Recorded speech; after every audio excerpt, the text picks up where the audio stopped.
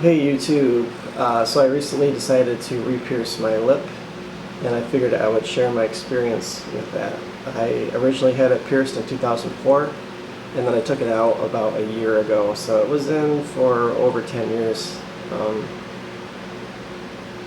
I don't know why I took it out, but I did, and then I regretted it a couple months after, but at that point the hole was too close for me to really do anything, and I don't want to shove a needle through myself. I'd rather have it get it done professionally. And then I just kept putting it off until like about a week ago, and I contacted my favorite local piercer and asked if we could get together and see what he could do with it. He said usually when you have a piercing for that long, it doesn't actually close even after all that time. He said it will shrink and be really hard to get stuff through, but there's a good chance you wouldn't even have to technically re-pierce it. So he told me to bring my original hoop, which is kind of custom sized for my smaller lips. So I brought this, and he said if he may be able to just use a taper to taper the hole back open and pop the hoop back in. If he couldn't get the hole back open with the taper, he would just re-pierce it with a stud post. So he took a look.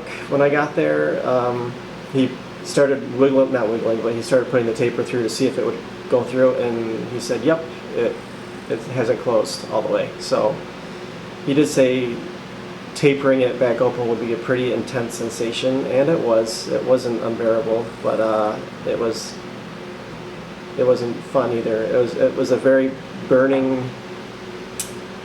just burning pressure. Like it felt like he was expanding a hole in my face. There's no blood or anything like that. It was just very irritated feeling.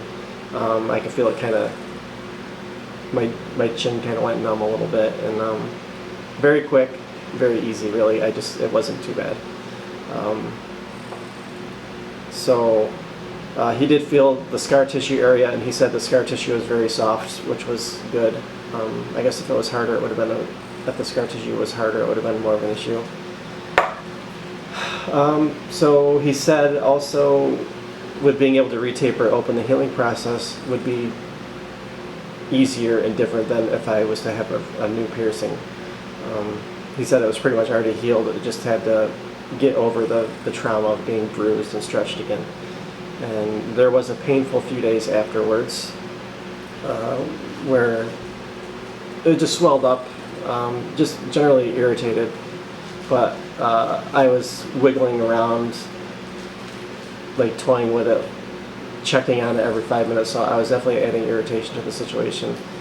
And I think the best thing you could do, the best thing you could do is probably not put a hoop back in. You should probably start with a post or a stud, because there's a lot less movement, whereas a hoop is constantly kind of bouncing around the lip, causing irritation. And I think that was my biggest issue, was between me touching it and just the nature of a hoop. So yeah, I did contact him a few days later because it was irritated, but he said as long as the hoop is moving freely and nothing's like oozing out, and he said just keep letting it go and kind of leave it be. He said I could do saline washes if I needed to, or salt washes. I tried a little bit of hydrogen peroxide. Don't do that. That irritated it. The salt water, the saline didn't seem to do much. The salt water helped, sea salt. And the best thing I got was this H2 Ocean. It is a sea salt lysozyme. I have no idea how to say that. After spray. And it just shoots a little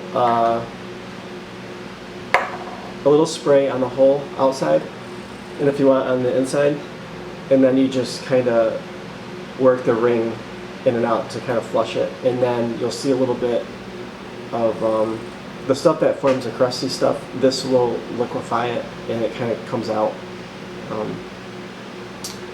because the crusty stuff does hurt, because you do accumulate a little of that during this healing process. And when the crusty stuff kind of gets in the hole, it's kind of sharp, if that makes sense, because it's hardened on the ring if you don't see it. So this will loosen that up, and then it kind of comes out, and then you can just dab it away with a Q-tip. So yeah, I think the most important time to do this is in the morning, because while you're sleeping, you're not really, your mouth isn't really cleaning itself, your lip. So this helps to kind of knock out any of the stuff that accumulates while you're sleeping. And I also definitely do it before I go to sleep, and then I do it a time or two during the day. Just spray it, dab it away, and you're good to go. $12 on Amazon, well worth it.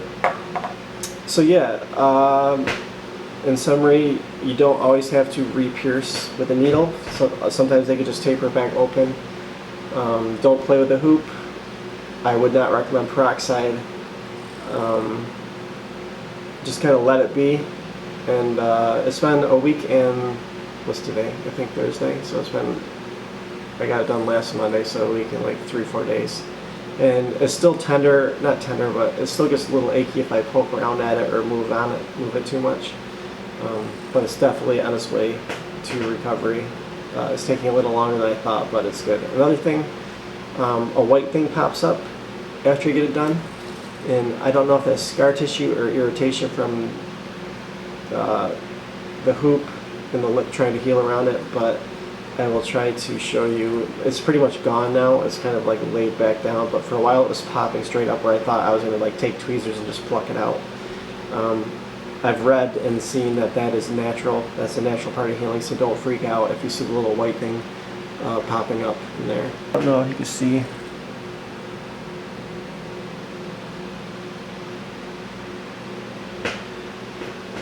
But yeah, I'm sorry this video was so random. It was not scripted in any way, I just kind of so any questions or comments, feel free to leave them or ask them, and I will answer to the best of my ability. Thanks for watching.